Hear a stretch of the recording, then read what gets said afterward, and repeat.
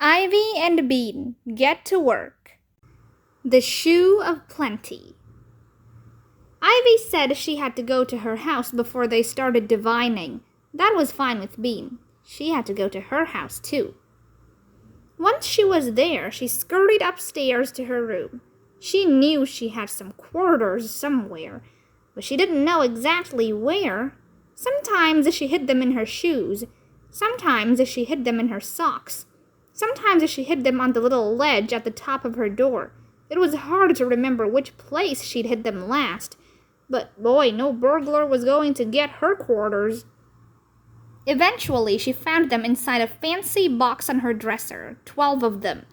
That made $3. She put 8 quarters in her pocket. Inside the fancy box, there was a bracelet, too. Bean's great-aunt had given it to her. Bean's great-aunt didn't know Bean very well. The bracelet was made of pink sparkling shells on pink sparkling threads. Bean put the bracelet in her pocket, too. Now, walking very quietly, Bean went downstairs. Without bothering anyone at all, she went out the back door and across the yard to the shed to get a shovel. When Ivy appeared with her divining rod, she said, "I think we should try digging in my backyard again." Bean said, "I think we should try digging in my front yard." Ivy said, "I have a sense we'll find something in my backyard." Bean frowned. "I have a sense we'll find something in my front yard." They decided to take turns. In Bean's front yard, Ivy gripped her divining rod with both hands. "You start by standing still," she said. "Then you wait for the divining rod to lead you." She stood for a moment, waiting. Sometimes it takes a few minutes. "I'm having a sense that you should be over here by this bush," said Bean. "But we don't need our senses anymore," Ivy said. "We've got a divining rod." "I still have a sense," said Bean firmly, "and you shouldn't ignore a sense." Okay. Ivy went to Bean's bush with the divining rod. "Sometimes it helps to close your eyes," she said. "It helps you feel it move." She closed her eyes. Bean nudged the divining rod with her foot. "It's moving!" she cried. Ivy's eyes sprang open. "It is!" "Dig here," said Bean, pointing to some dirt with leaves on it. She gave Ivy a shovel she happened to have in her hand. Bean held the divining rod while Ivy dug, and when Ivy found 4 quarters, she gasped loudly and said, "Money! We found money!" After that, the divining rod, plus Bean's sense, helped Ivy find 4 more quarters and, under the camellia bush, a bracelet. "Nice," said Ivy, putting it on. "Real jewels, right in your own front yard." She didn't look very surprised, though.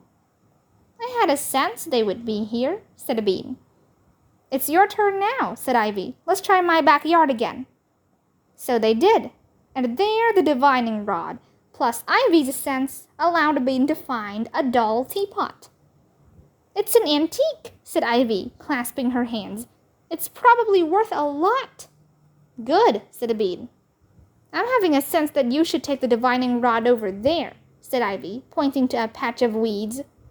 So Bean stood in the weed patch with the divining rod until she felt it wiggle, which happened right after she had closed her eyes. Sure enough, she only had to dig for a moment before she found a big plastic shoe filled with chocolate chips. "Wow!" she cried. "Cool! This was way better than money or antiques. This was chocolate." "Go ahead and eat it," said Ivy happily. "I'm sure it's still good." Bean shook the shoe, and a chocolate chip came out the heel. It was still good. "Yum," she said. "This is our best treasure." She shook out another chip. "Have one."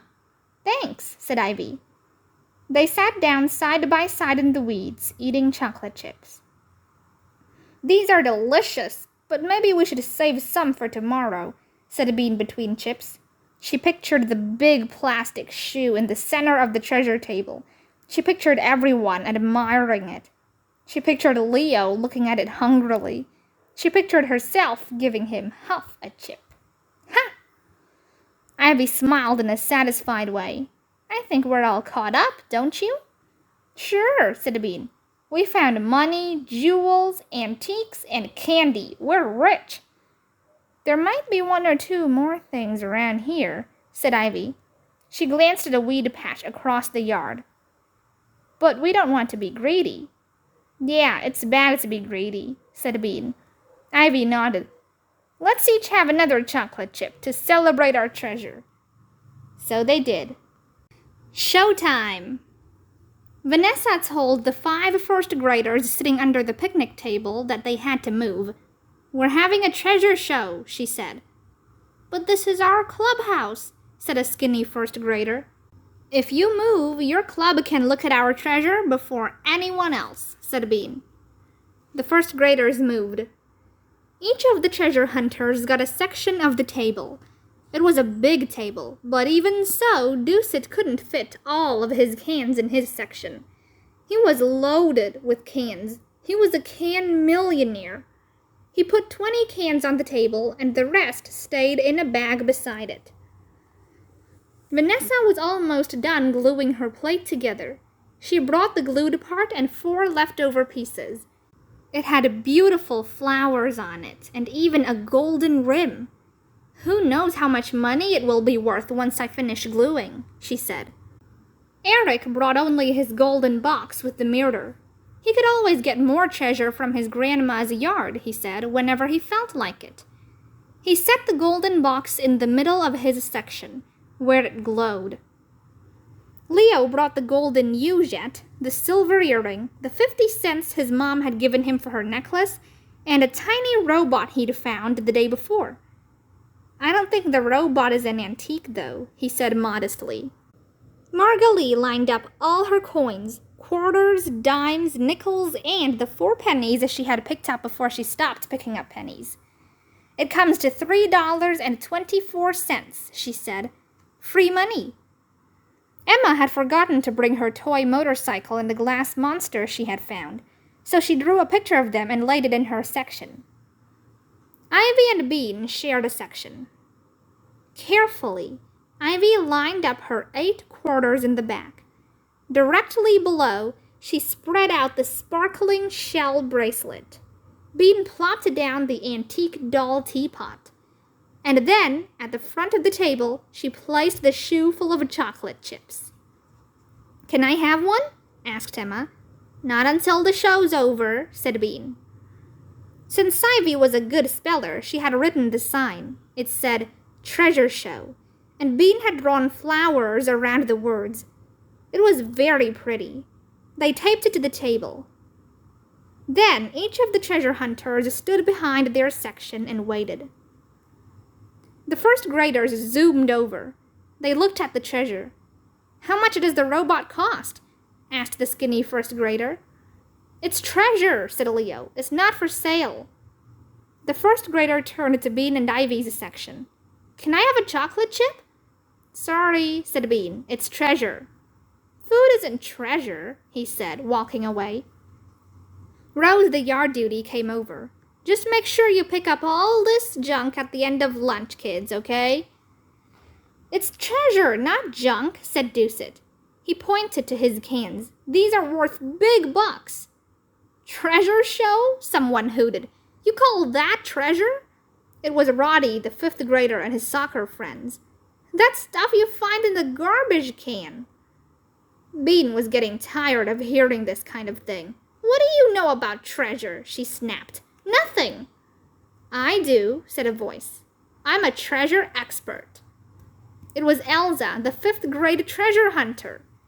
She slid in front of Roddy and his friends and flopped her long braid over her shoulder. She said, looking down at the table. She looked down at the table for a long time. Well, said Vanessa. She pointed to her plate. It's an antique. Elsa made a little sniffy sound. It's broken. Nobody wants broken stuff. And that, she pointed at Eric's golden box, is only plastic. Plastic isn't worth anything. If it's not worth money, it's not treasure. Cans are worth money, said Doucet. Money's worth money, said Margalie.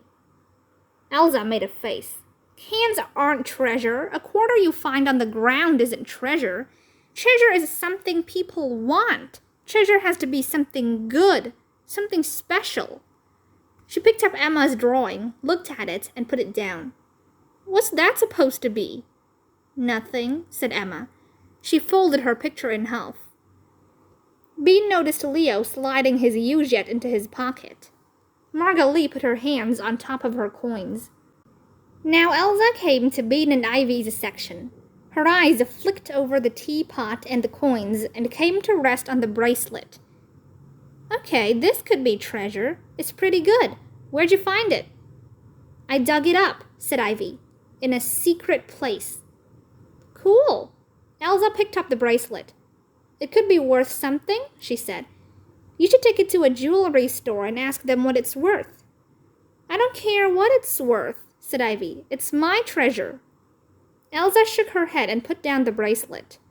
You guys are completely missing the point of treasure. Can I have a chocolate chip? No, said Bean. That's my treasure. Elsa smiled. I wouldn't call chocolate chips treasure. I would, said Bean. I'd double call them treasure. I would too, said Ivy. They stood next to each other and glared at Elsa until she flopped her braid again and went away. Rich, rich, rich. The treasure hunters sat quietly at the table. Margalie moved her coins around in circles. I'm not going to be a treasure hunter anymore, said Doucet. He flicked one of his cans and it clanged to the ground. All that gluing for nothing, said Vanessa. Bean leaned on her elbows. I'm going to go back to being an arborist when I grow up. This was dumb, Leo said. He pulled his Ujet out of his pocket. It's just plastic. I knew it was plastic, but I thought since it was gold too, it was treasure. I thought I was going to be rich, said Eric sadly. Me too, said Emma. Me 3, said Vanessa. Ivy's the only one who might be rich, since she's the only one who found real treasure. Ivy picked up the sparkling shell bracelet and looked at it for a moment. Eric, she said suddenly, I'd much rather have a golden box than this bracelet. You want to trade? For sure, said Eric. He handed her the golden box. Ivy passed him the bracelet. Then she opened the box and peered into the tiny mirror. This is exactly what I needed, she said. I'm going to use it to spy on people behind me. Bean watched as Ivy set the box carefully in the center of their section. Right, she thought. It's treasure if it's what you want. Bean scooped up 4 quarters and turned to Leo. Will you sell me that robot for $1? Leo sold it for $1 and 3 chocolate chips. I'll give you this $1 for your cans, Doucet, he said, munching chocolate. Get out of here, said Doucet.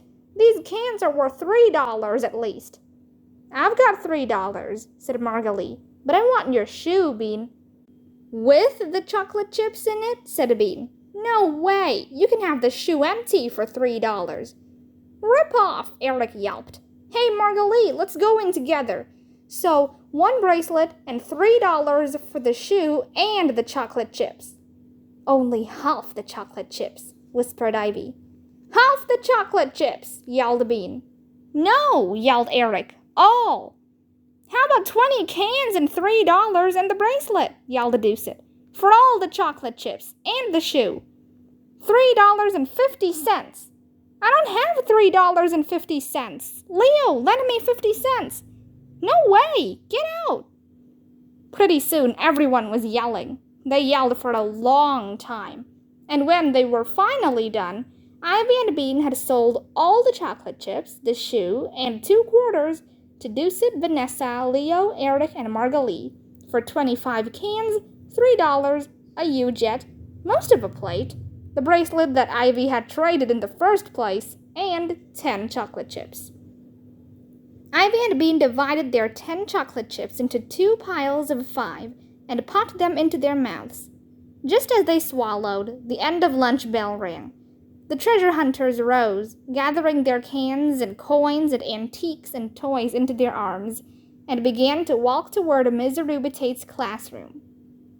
With her arms around her bulging bag of cans, Bean walked beside Ivy. She felt happy. She had everything she wanted. "We're rich," she sang, clasping her treasures. "We're rich, rich, rich."